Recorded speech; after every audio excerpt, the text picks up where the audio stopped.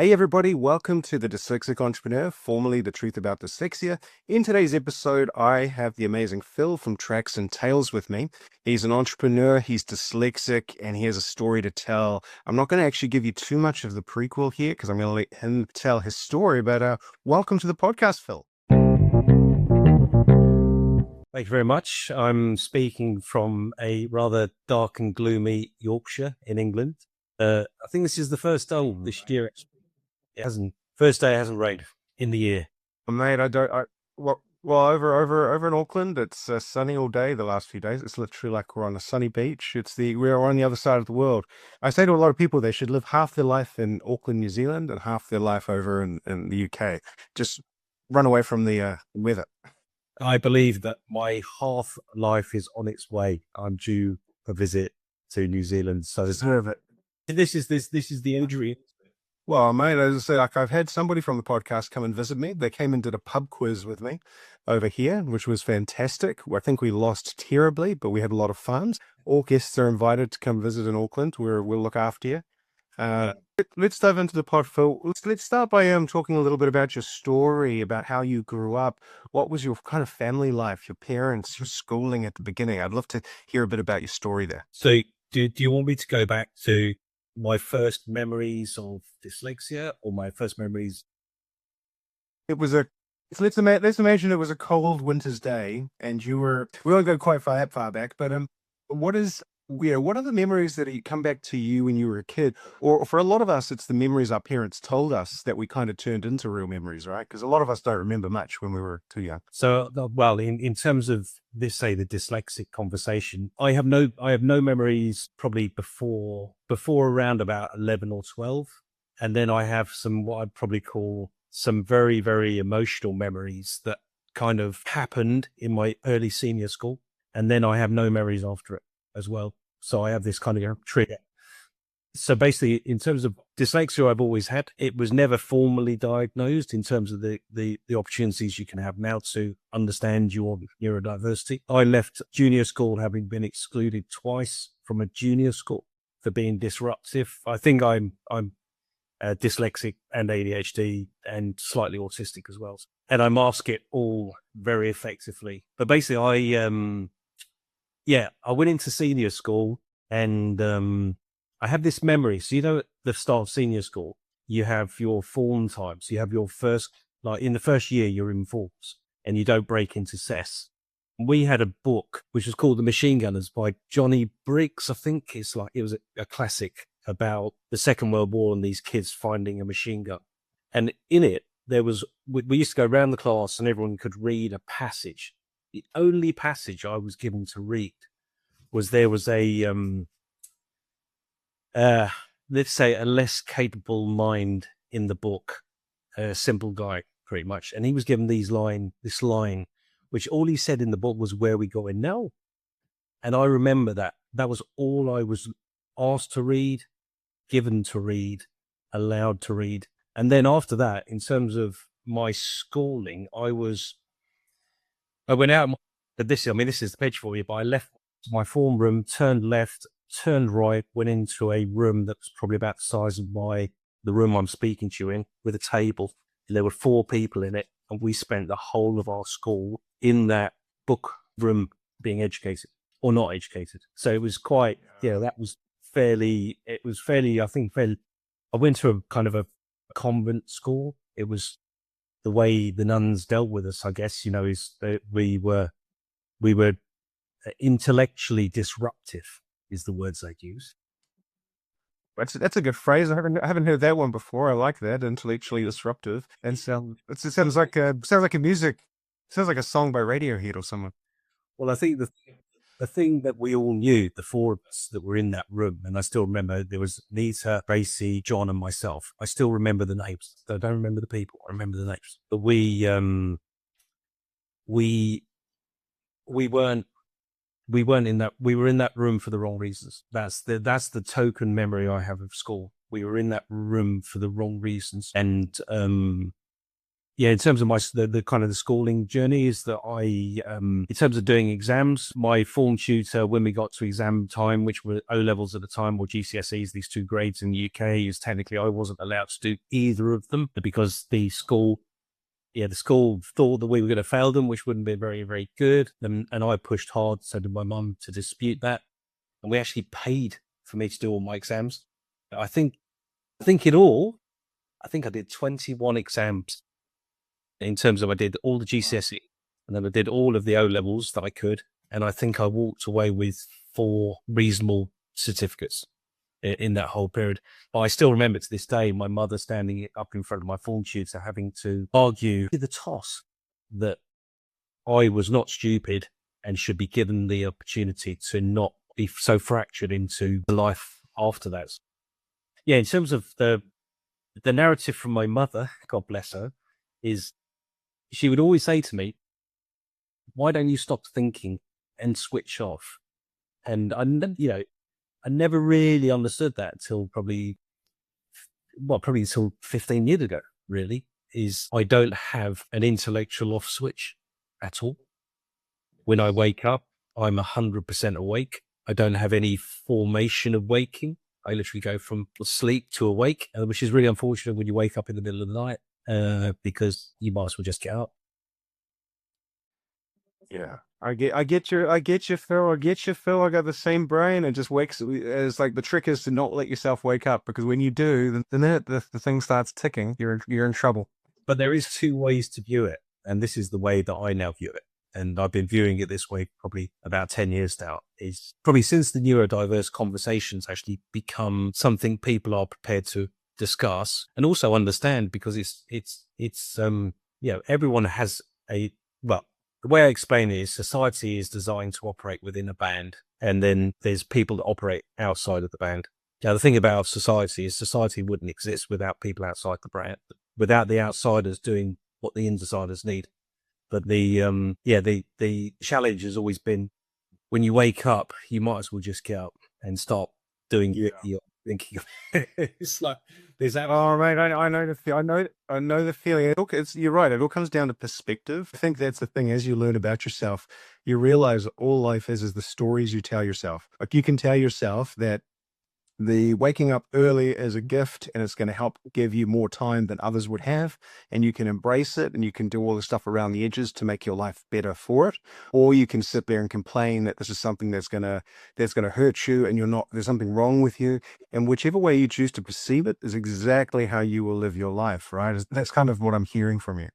Yeah, and I think it's quite interesting, but I think the most important thing that I've learned, and still learning actually, is that the more I trust my talent, which is quite phenomenal when it's working at, which I can share where I believe my talent is the more I understand that, the more I kind of have reassurance in it. And the interesting thing from a dyslexic perspective is that we do have this ability to understand things before other people understand them. And the opportunity at that is that we can also move into that opportunity a lot faster because of all the preparation we've done ahead. So what I'm particularly good at doing is that I'm particularly good at operating at 2 levels. One is a micro level, so I'm able to function and do things, whether it's tasks or activities or thinking or lists. But I'm also incredibly powerful at what I call macro thinking, global thinking. We use these words like audience and community and all of that. I'm incredibly powerful at synthesizing a way of building worlds, which is what I've done for myself and for other people successfully in my careers. Can I ask you, because it's a great point, because again, with a lot of adults and entrepreneurs who listen to this, one of the challenges I suffer from is I kind of call it, sometimes I call it suffering, sometimes I call it like a special ability, is exactly that ability to zoom out and look at a planet view or a timeline view or a spatial view, and then that ability to also be remarkably detail orientated and make sure all the finite details right. Where I personally struggle with that is sometimes I can get lost in the big picture. Or vice versa, I can get lost in the details. it can be my best friend, or in some cases my worst enemy. I just wondered if there's anything you've noticed about yourself that's helped you manage that kind of mixture, because they're two very powerful things. So one of the things that I've studied indirectly is I've understood how to systemize my thinking, which you can't see. You can't see. And the challenge with people that can't see what's going on inside, and keep in mind that we mask as well, is that we can only share some of what we're understanding. We have to internalize a lot of what we don't understand. So what I tend to do, and I could draw it, but what I tend to do is I'm a system thinker.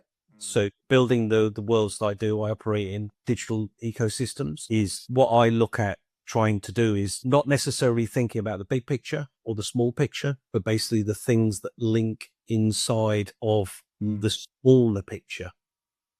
Because the theory I've got is that there's a system thinking allows you to say that if I do one piece that's connected to the next piece, that's connected to the next piece, this system allows almost complete thinking, yeah, but it's always tiny. But when you've got the system, when you've got the elements of the system understood, you can amplify it. You can just amplify it. So if you think big all the time, if you think, I think just to jump in there, mate. Like, what I was thinking there that comes to mind is we're going into this world where dyslexic, autistic, ADHD thinkers have never in the past had such executable tools around them, like with AI and what it can do. Like the ability for us thinkers who can see big and small and to build these systems. Like, I've been shocked at, unlike all of us, I've always had great ideas. Some have executed better than others. Many have not lasted the test of time. But now with AI, some of the finishing is kind of mind-boggling, right? Like, I think we're walking into the world of the neurodivergent thinker. I'm not sure if you see it in your side of the world in business. yeah, I see it. Obviously I have my brilliant brain, but I also have an AI that I've named Rafi. So I've been using ChatGPT to build my own GPT for, I don't know, since the beginning of ChatGPT, OpenAI. So the thing is that whilst I am a brilliant micro thinker, okay, to try and understand the steps, I use Rafi to interrogate my thinking. So if you imagine that a neurodiverse dyslexic thinker can think at 1,000,000 miles an hour, if I'm then spending 3 hours trying to work out how I do the next piece of what I'm trying to do using ChatGPT, Rafi, as I call him, I can operate at a speed that is incredible, absolutely incredible. And I don't need 12 people to do it. I can go from strategic thinking to strategy planning, to content building, to website development, to email writing. I can do it all in the flow of, a 3 hour process. For very much. It's going to break it. I was going to start. Yeah. Sorry, I was just going to say I think it's going to break the world, and I think you're dead right. The system thinking is key, and with some of these tools, that ability to see the small and the big, but then use tools like this, not because you're great at doing the kind of system you're good at seeing what's a good system and where are their gaps. But to have something like Rafi for you, I've got one called Pip myself. She's pretty amazing. I made her a female because they're usually more organized than I am. And so she's doing a great job, but it's kind of scary. And like, I was just thinking, like, as we're talking about this, we'll come back onto this topic at the end for everybody. But I just want to get back to your story. So you went through school, you had these challenges early on, this kind of traumatic. This is the stuff that you really remember. How was life with a neurodivergent brain when you left school? What did that look like for you? Well, if I tell you the first job I did, maybe that will help you, because it's actually, the interesting thing is, as I've said to friends that have dyslexic, particularly dyslexic children, is that if you can find out what you're really good at or what they're really good at early enough, that's the talent to compound, to keep working on, to keep building. And the first job I had out of school, so when I was, let me think, there's two things here. One is when I was 16, old enough to get a job in London, without any guidance from my parents, I jumped on the train to Oxford Street. I got off at Oxford Street. I went in and out of every shop I could until someone gave me a job. And the place that gave me a job was the Virgin Game Store, when there was such a thing. Well, that's where my sliding door with Richard Branson kind of started opening. So I did that as a kid. That was my first adventure into Virgin. But then I left after school, and the job I did was I was an engine technician for BMW Alpina. Now, all that required me to do was this is where someone might completely get my brain, right? Is that all I did for around about a year and a half was take engines apart. Yes. They absolutely excelled at taking engines apart. Yes, that sounds like a very dyslexic job, mate. Very dyslexic job. Hands first. Visual. Yeah, I could definitely see many a mechanic is dyslexic that I've met in my time. I'll tell you that. But the interesting segue is that the story that my mother kept for many years. So I wrote a story about a miniature me that this was the first story I'd ever written, I think, from memory. And it was a miniature me that could get into an engine and fix it from the inside. I went up the exhaust into the engine and fixed it. That's the first story I ever wrote at the age of 13 or something. And my mother kept it for years and years, but that was my job. But what I do is very much the same thing. Obviously, I use my thinking system to basically understand how something works, understand all the modules of it. And then what I do is I try and design it like an engine. And my job is simply, how do I make the engine run faster? That's all I do. I have to put the engine together and then work out which parts of the engine can be optimized, which part of the engine are just pipes, which part of the engines are components. And that's kind of a mental analogy of everything that I built. I really like that analogy. I think that's great. That's really great for people to get their head around, because it's very common for many of us. And it's why we see many architects, it's what would be dyslexic, is because they can dismantle a bridge, for example, or engineers. They can dismantle a bridge and see where in their head is a bolt missing, or how something is going to be impacted. You can start to picture these things. And then if you can use system thinking to slow yourself down, and as you say, like an engine, take it piece by piece, and where I see many dyslexic entrepreneurs go wrong is they try and fix every part of the engine in the first go. They look at the engine, they don't take it apart. They try and bolt on a blow-off valve or a new exhaust valve and think that's going to do it. And then they take something apart, forget where they left it. And so the system thinking side is very valuable, right? Yeah. Yes.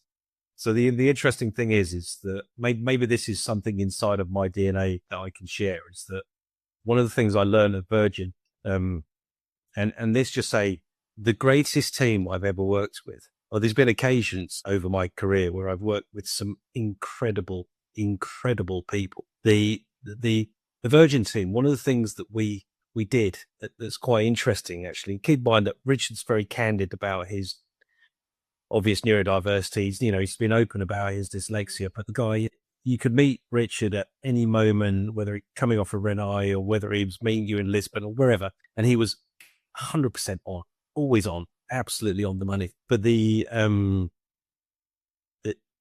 fascinating thing is, I've lost my cue, actually, when we're going with this. That's all good. So going back to the Virgin story, maybe about that. Like, you just become a mechanic. You'd done that for a year and a half, and you were kind of finding out what you were good at. Where did you go from there? What happened after the World of Engines? So I went back. Hang on. So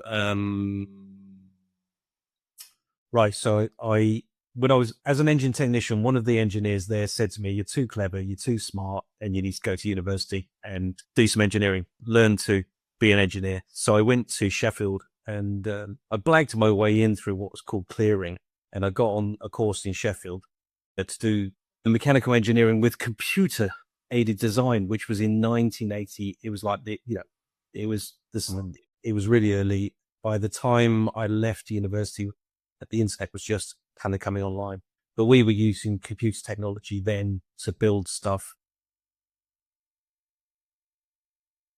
Whilst I was at university, I went back to Virgin again for a part-time job. So I was working, I ended up walking into one of the mega stores in Sheffield and just asked for a job. I said I'd work for Virgin before I knew Richard, blah, blah, blah. You just wing it like you do. And basically got a job as a buying assistant at the Virgin mega store.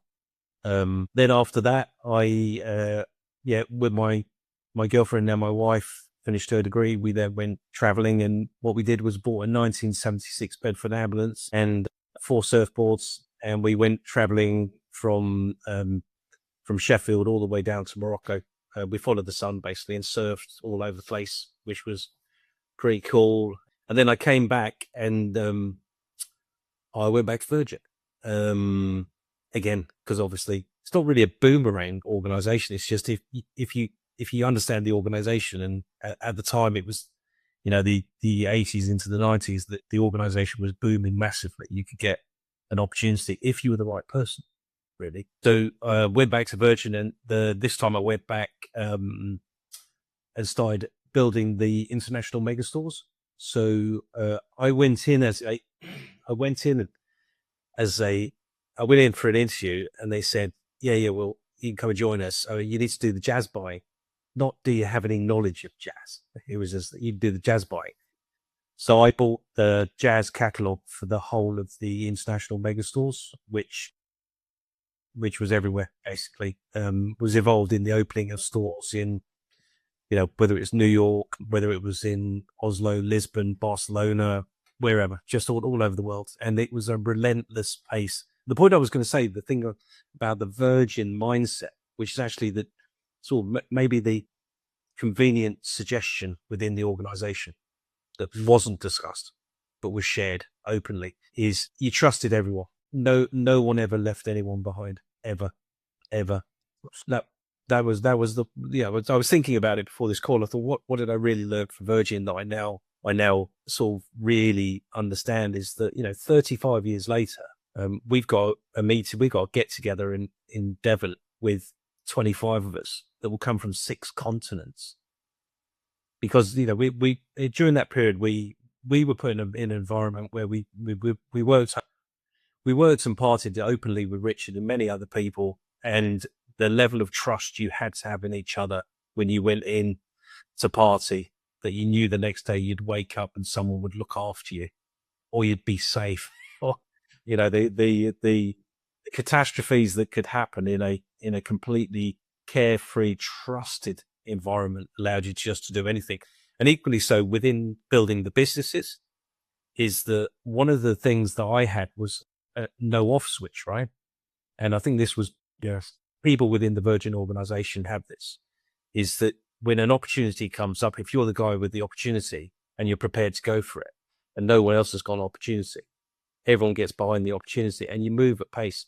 You move at absolute pace. I mean, literally, you could make a decision about a promotion that you wanted to do in Holland, in Amsterdam, you'd organize it in 3 days, and it would be absolutely bananas. It'd be radio coverage, whatever. It would just be absolute carnage. But it's almost yeah. And so many businesses are kind of, they struggle with that, especially the corporates struggle to move at that type of pace. And that's where it kind of felt like Richard's dyslexic kind of mindset. He seemed to have, like, what he's got that I see a lot of dyslexic thinkers struggle with is being able to build a team and allow the team to do great things, where so many dyslexics I meet, where they run up against walls is they keep trying to do it all themselves because they can't explain what's going on in their head.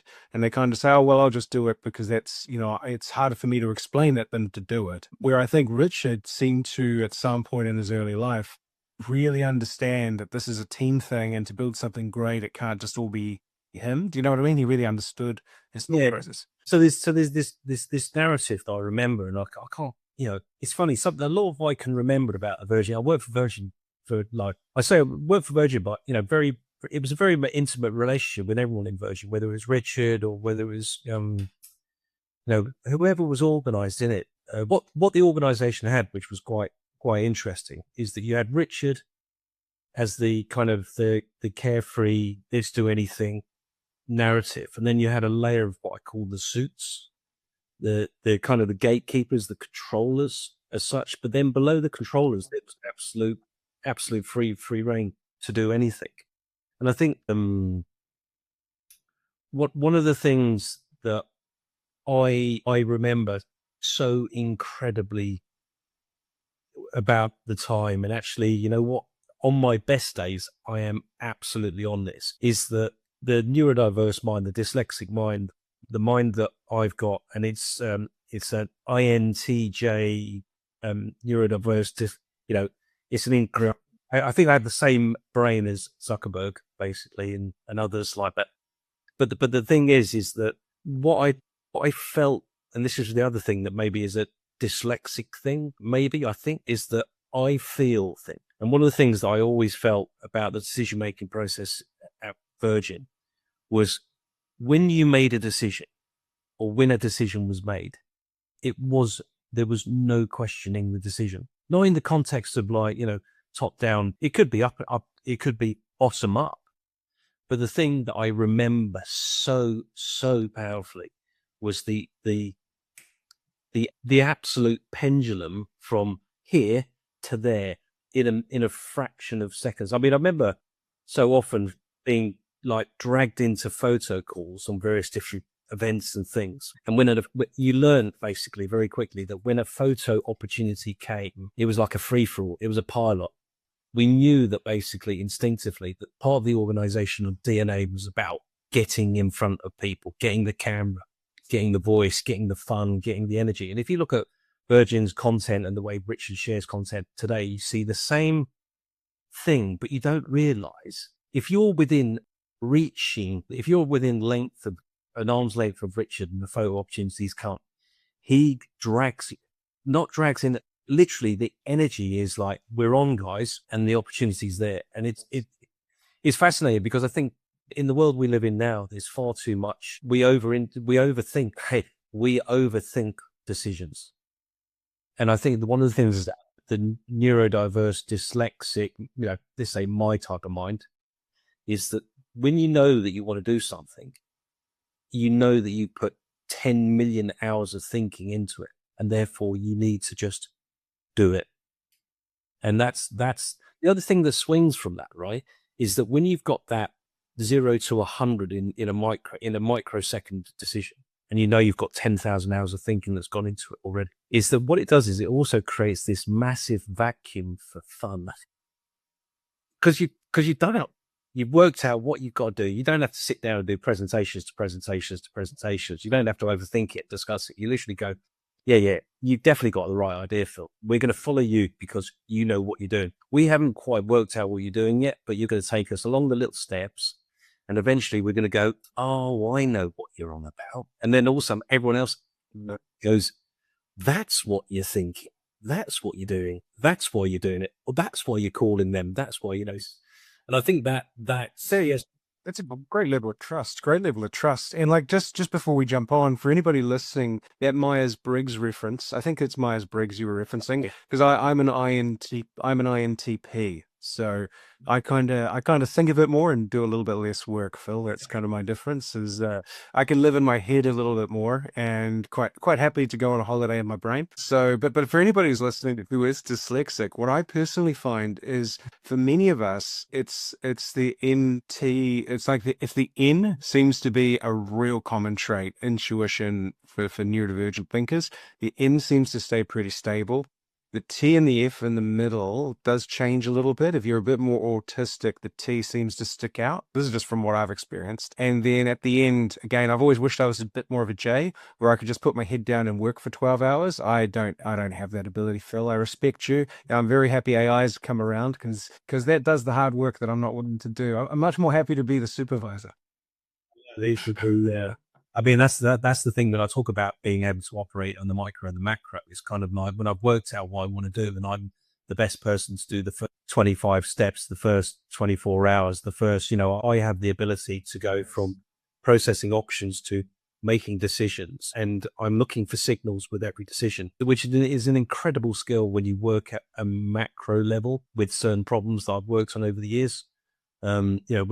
When I'm running advertising campaigns and I'm spending 6 figures a week, I can have 3 screens operating around me, and people are saying to me, one guy I worked for who had a particular problem in the finance industry, he said to me, after 2 days, he sat with me and he was feeding me sushi, and he said, I've just worked out what it is about you, Phil. And I went, God, he's clocked me, because I never share. I try and mask and sort of slip in under the radar if I'm working for other people. He said, "You see things in 5D." And I looked at him and went, "Fuck, you've clocked me." And he went, "I can't spend any more time with you. You just get on with it." And, that was actually a guy that I have so much respect for, that pulled me into a problem that I said to him, "You can't fix this problem." But he said, "But you might be able to." And I went at it for 7 weeks, and it worked out pretty successfully. But I literally had, that's awesome, absolutely no idea where I was going to start in the beginning. I had no idea. And that's the thing. That's the thing. I think it is trusting in our abilities. And when somebody trusts in us, we're probably better sometimes at others trusting in us, like that client of yours. That actually gives you the energy to open up rather than taking a risk. And kind of like, if you try and do it without anybody backing you, it can feel very scary, right? It doesn't matter how many times you've done it before. It's great to have that external kind of reassurance that somebody's got your back. And that's what it sounds like Virgin was like automatically. And if you find that in clients, that's huge, right? And is that kind of where you've gone since the Virgin years, finishing that story around? You've kind of gone out and contracted for problems, and then you've started this new project that you might want to tell us a bit about, because it looks really awesome. I should tell you about the other thing that I don't talk about, because I kind of never really quite sure how to process this. So basically, after Virgin, Napster came along, and this is a point in time where my neurodiverse ability I didn't fully understand. I now do, and if I fully understood it, things would be different. And I had a conversation recently with a friend who basically said, "Phil, you and me in this world today, we are designed for this world. The chaos in this world is perfect for us." So I left Virgin, Napster came along, and basically within 6 months, Richard had closed got rid of the Virgin, the music empire. Oh, my dog's barking now. That's okay. I think he wants to. That's okay. Right? So I've got a dog here as well, Phil. Don't worry. This is really quite. So I left Virgin. The story goes like this: is that the Virgin Mega stores, literally within days, the what I call the Grim Reapers came into the Virgin Mega store. They graded the whole thing. Within weeks, they basically, they sold it off, closed it down, whatever they were doing. I still have the letter on Christmas Eve and the bottle of champagne that I got from Richard saying, "Thanks for all your years, Phil." It's like, yeah, I'll keep that, Rich. But anyway, what happened was Richard's first book, which was The Virgin King, was written by this guy called Tim Jackson. And Tim Jackson was a journalist for the FT, the Financial Times. And the story goes that basically Tim Jackson was setting up this new internet company in 95, 96. And he needed staff. So Richard knew that he was getting rid of us. And what happened was we were kind of courted to this internet thing opportunity idea. And we basically, there was a number of us went to this organization called Quicksell, which was QXL Ricardo. And QXL Ricardo was the first online auction platform in Western Europe.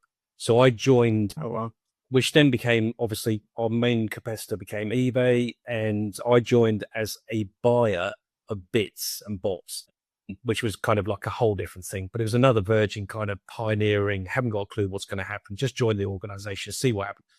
The first day I turned up, basically, there was no desk, there was no chair, there was no internet. There was just basically like this kind of early .com madness, which was very familiar, because that's kind of the bootstrapping of Virgin, was really just like do stuff and see what happens. Just build it, right? And I ended up basically being in this organization throughout the IPO. We IPO'd, raised $200 million. We were worth more than British Airways. We auctioned off Wembley Stadium when it got knocked down. We went on a acquisition trail, bought various online auction companies all over Europe, and I ended up in group operations. And my team were 2 McKinsey analysts who sat down every day with me and basically just said, "Phil, what's happening?" I mean, obviously a lot went on between. The company went through lots of pivots and all sorts of stuff, but I was responsible for designing the operational blueprint for the online auction platforms. So I know more about eBay than probably anyone, in eBay, because I studied eBay from an outsider. And we were building a platform that was technically better than eBay across Europe. I think we did the first integration of PayPal when they launched into QXL. My the thing I don't really talk about and never really shared because it didn't end in the way that I wanted it to end is that, yeah, I built an operational blueprint for $1 billion company. You know, yeah, it's the thing. You got to share that stuff, and I think it's like we can all look at the things that fall apart. Like they were great in the moment, and that's what taught us so much stuff. Like I've had businesses that have liquidated. Like I just got wrong. I learned so much and did some amazing work over those periods. And it's like it's so easy as an entrepreneur or as a team, like an intrapreneur, where you're kind of an entrepreneur inside of a business. I love that phrase. Like it sounded like that's what you were doing. Like it was really building it from the ground up, right? From the bottom. Yeah. So one of the things I did, and keep in mind that I'm an engine builder from the get go, right, is that one of the things I had to do was interview each of the acquisitions, the operational teams, to understand what their operational perspective was from both a qualitative and quantitative point of view.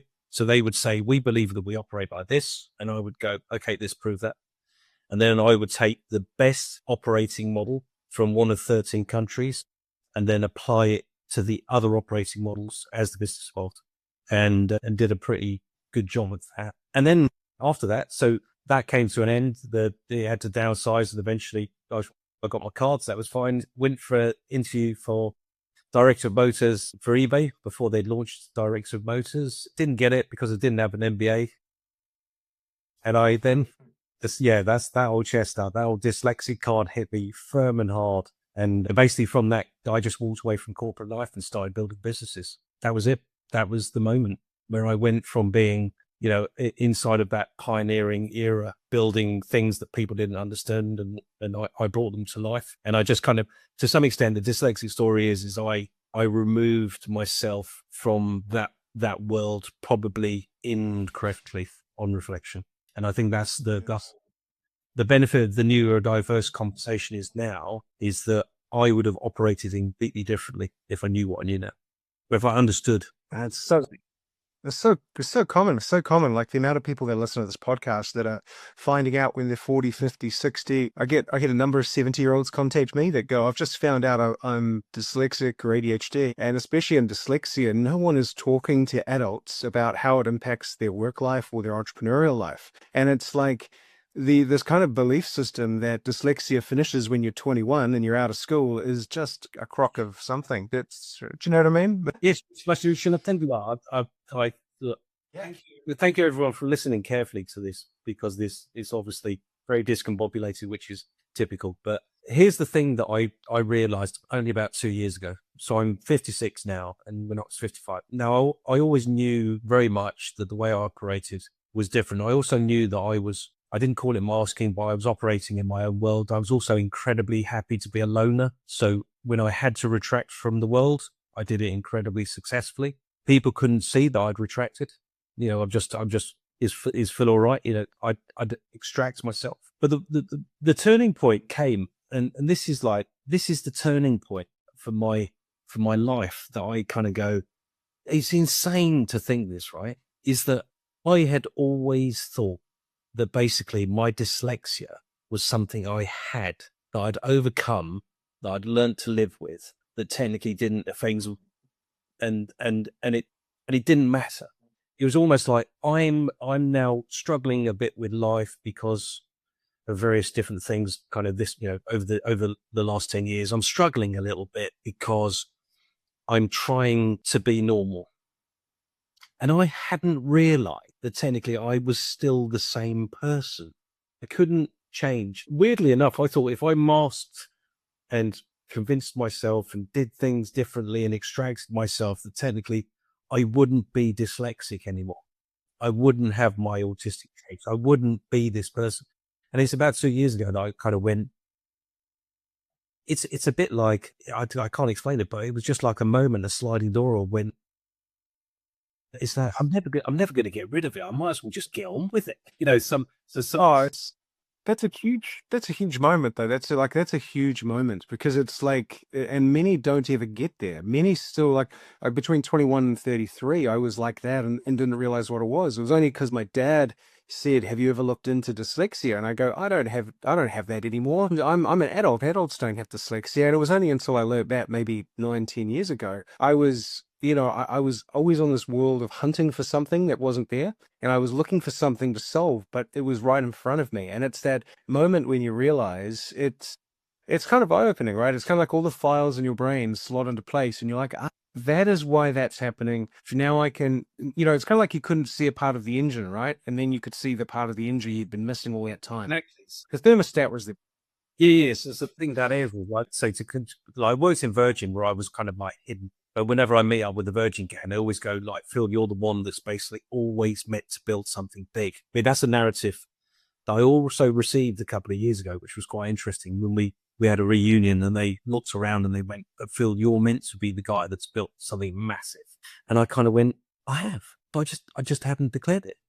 It's not until 2 weeks ago that I actually paid someone to write the CV of my life and actually publish it on LinkedIn as my life, because I'd hidden and discarded and parked it and destroyed so much of my history because of how I felt about it. So basically two things kind of happened. Someone said to me, "Phil, you're meant to build something big." And I sort of went, "I already have, but I don't feel like that." And then keep in mind that, I also came to realize that actually this thing, this skill, this talent that I have of seeing the bigger picture, but also being incredibly good at just getting myself out of the box, really, which is the resilient survivalist that I've got probably from my life, from my childhood particularly.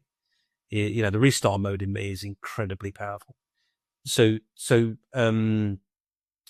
basically I was having an entrepreneur's holiday, as I call it. I went and worked for someone else, which I always find fascinating because when someone hires me, they don't realize what they buy. They hire me, we get past the terms of, how much they're going to pay. And then all of a sudden they go, "Shit, you never actually switch off, do you? I can ring you at 5 o'clock in the morning.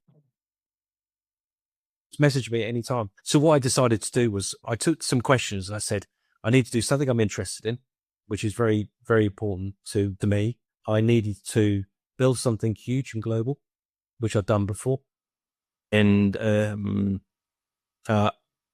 I needed to trust myself as if I had my team around me. I needed to trust. So I needed to think really hard, move really fast, but also have lots of playtime. Because one of the things I realized was that, like I said about Virgin, is that when some of us neurodiverse minds have worked out what to do, we can move incredibly fast, but the world doesn't move as fast as we want it to. And that's where play comes in. I've done 3 hours of work that take most people 7 days. The process, decision making is so vast that actually I've now executed weeks of thinking in the last 3 days, the last 3 hours, whatever it is. So anyway, so the long and short of it is I started off with this idea, and it was a mad conversation. I don't even know where it came from. But I was having my entrepreneur's holiday and I was sitting down thinking, I need to build something else big and global. Not because of my ego, but just simply because it would service my brain, right? And my brain health is so important. And the thing is, like I said, is I've come to realize that I'm never going to lose it. I'm never going to lose my brain. So therefore I've got to just double down and use it, right? So I came up with this. I started going in. I think I was sitting in the library and I was going, no, it's quite quiet in the library, isn't it? I'm listening to the silence. And then I went into a coffee shop and I was listening to the music system and I went, God, the music system's really crap in here. And then I don't know how my brain works really with certain, but I kind of went, what if there was a Michelin guide to sound? So, you've got Michelin guides of food and restaurants. Yep. Well, being in New Zealand, we've only just got the Michelin guide coming next year. So we've just brought it down. I think we're the first country in the Southern Hemisphere to get it. So I do know what the Michelin star is, and I love a good British show where they talk about it. So I'm 100% with you, Phil. Just to explain to other people, the Michelin guide, the Michelin star has been around for 100 years, and it was a marketing campaign for Michelin tires. So this is the other thing that I can share in terms of the brilliance of our minds, right? It's called orthogonal thinking as well. It's called looking at one thing, but looking at the opposite. And that's inside of the mind of in my mind. So basically, the Michelin guys decided that when they started selling tires, there were not many cars to sell tires to in the late 1800s, but there were places to go. There were good restaurants to travel to. So what they did was they wrote a guide telling people how to find these places. It was a map, right? A map of how to wear out your tires. That's what it was. So basically, if they told people where to go, people would then come to them and buy the tires that they just worn out because they've been traveling to Bordeaux for a nice meal. And what they eventually did was they started to grade the venues. So you had close nearby, a little bit further, and then a long way away. And it was all about technically them strategically trying to work out how quickly to wear out your tires. That was what they did. I had this, yeah. So that's the Michelin star, is that technically you get a Michelin star depending on there's different metrics and different rules about the quality of the food, the quality about the ambience, the service, all sorts of things. It's not just about the food; it's about the whole experience. So I had this idea that basically we don't listen properly. I mean, this was the whole thing that kind of came to me, that we don't listen properly. We've given away our attention. We've given away our concentration. We've given away our community. We think an audience online is a community, but it's not. So I started documenting how I took the scoring system from the Michelin star, and I started scoring the coffee venues and the hotels and what around my town. And I started giving them a score based on what they sounded like. How good did they care about the music? Did they care about the presentation of sound? How was it acoustically engineered? So technically, if someone gets a 3-star Tracks and Tails star, you know that place is acoustically perfect. They care about the music. They are, they've almost got DJs, yes, but they might be respectfully playing vinyl, all sorts. A very simple metric, but the whole thing is all about the quality of sound. So the weird and wonderful mind that I've got is now I go into venues and I don't go in just absorbing the venue. I go in and listen to it. I go in and listen and feel the venue. And what I'm currently doing is using Raffi Mercer, my wonderful assistant, to basically index the sound of the city, as I call it. I believe that every city has a sound, which I'm sure other people, if you travel to different parts of the world, you know that different parts of the world sound differently. So basically what I'm doing is documenting what the cities sound like in the world. I document what the venues sound like. And then I give other bits of information around the subjects of listening. And in 200 days, I've produced just under 2,000 pages of content. The website's now had visitors from 127 countries, 3,000 cities. It'll probably get, I think, between 250,000 and 500,000 visitors to the site this year, and I haven't spent a penny. That's awesome, man. That's fantastic. And it's a stealth. It's AI, Phil's brain, and you'd probably say an incredibly thorough SEO strategy. That's brilliant, man. And I think this is the key. Coming from a web designer myself, that's what I do in my day job. It's a really sharp site. And again, I think when you can apply all of your knowledge and system thinking to a project like this, and you can say, what systems do you need to build in to make this project work? And then you apply time correctly. I understand things will take a little bit of time, which is always the hardest bit. But like you can create stuff like this. And this is what I really hear in your voice is this is a passion project as much as anything else, because it's something you believe in. It's not something you have to do. It's something that you desire to achieve, right? It's something that fills your soul. Yeah, but the more important thing, to kind of go back to the beginning of the conversation, is I'm building an engine. The narrative is so strong. I mean, this is like I've said before, is that if I knew earlier in life that I'm incredibly good at building global engines, I've done it twice. I've done it 3 times actually. I worked as a contractor, strategic for Coca-Cola Schweppes on a certain problem to do with Schweppes and Fever-Tree. There was a gin and tonic boom that I was involved in some of the digital strategy around that for various people. But yes, it is a passion project, but more importantly, it's a system project. Because the way I've designed it, now I understand my brain. Now I've understood, like I said, I've realized that I can't lose this thing in my head. I can't lose my brain. Is that what I've done is I've used it to design this operating system that's operating the side of tracks and tails. So when you look at it from a website point of view, you think it's doing a job. I don't see it doing the job you think it's doing. I know what it's doing.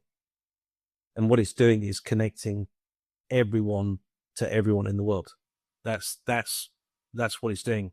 Because if you're searching for London listening venues in Sydney, I know that once you've been to London, you'll then go back to Sydney looking for listening venues.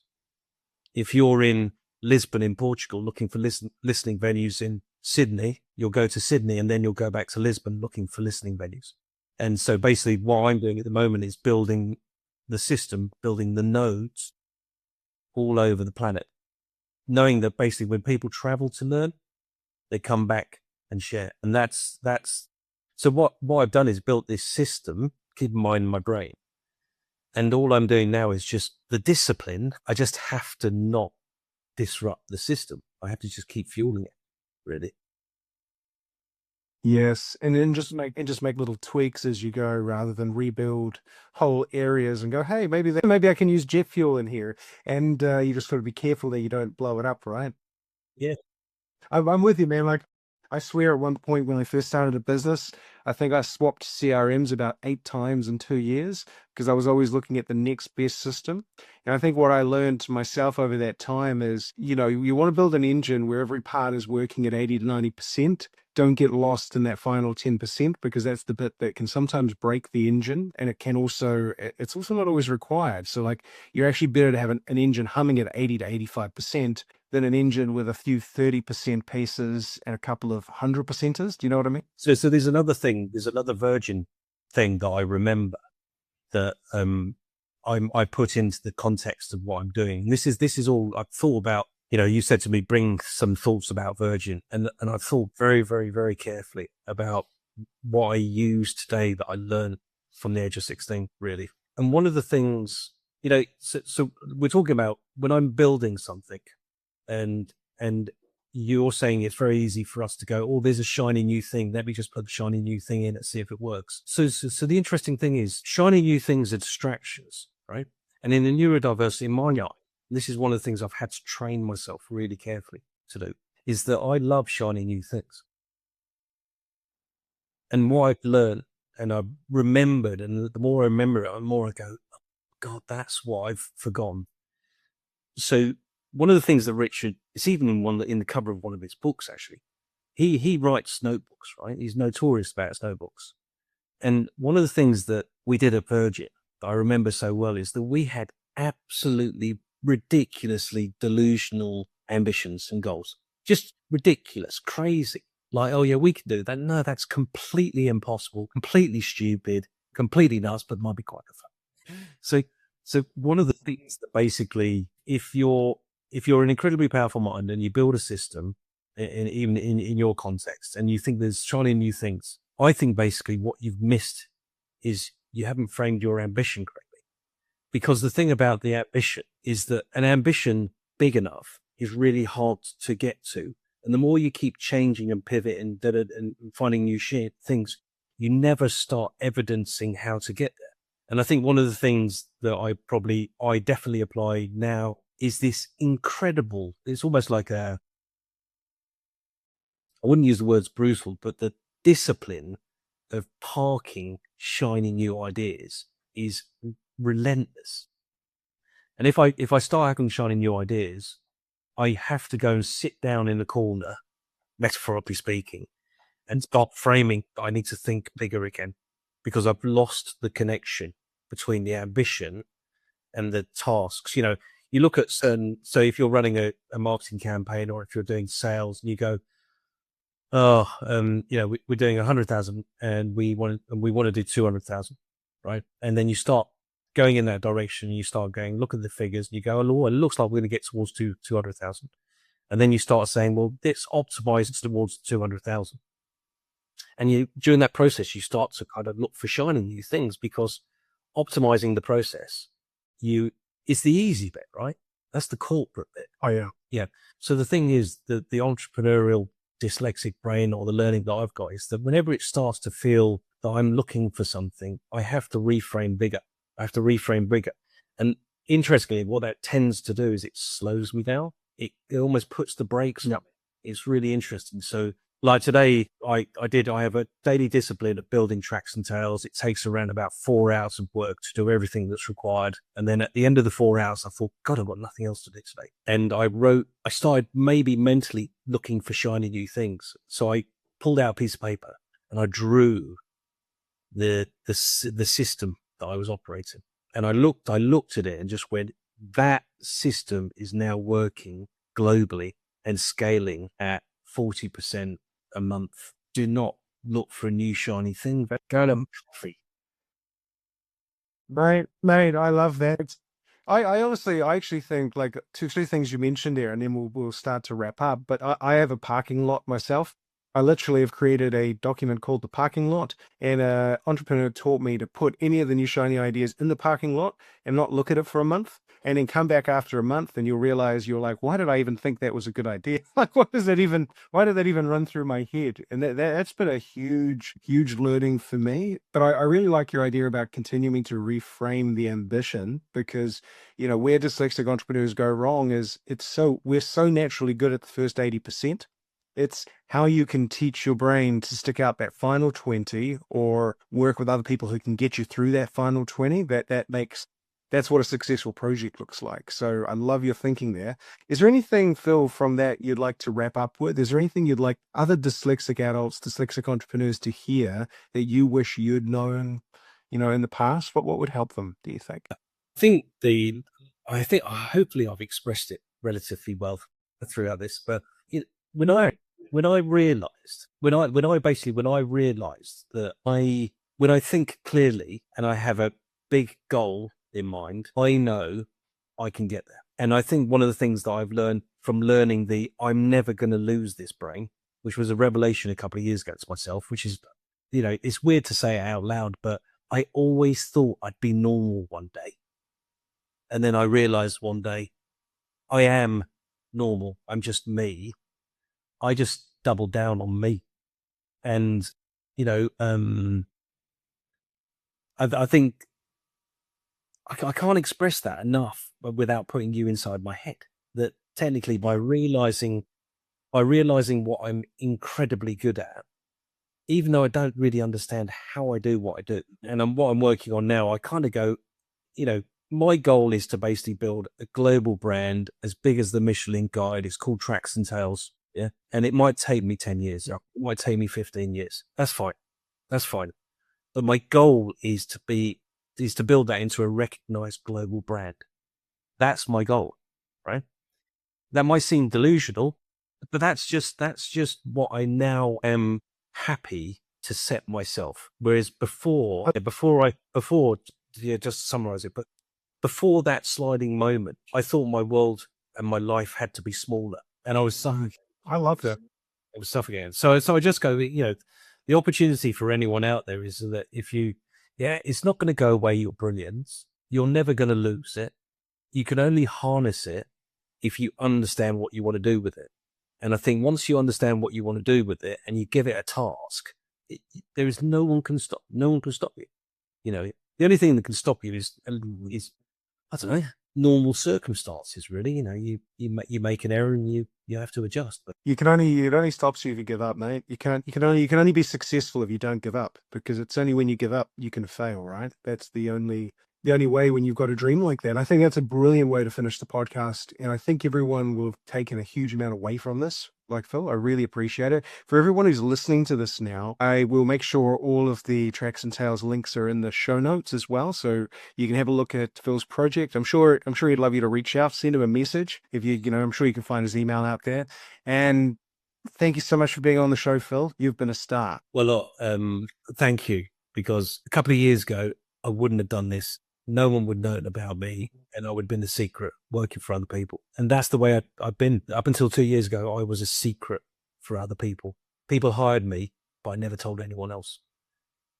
So I think this is it's been an opportunity to basically just share to people in a rather discombobulated, dare I say, and just have a bit of fun, man. It was a good conversation. And this is where I think all dyslexic minds, this is why I always have these conversations in the podcast, because we can go on tangents, we can come back, we can go somewhere else. It's the way our brains work.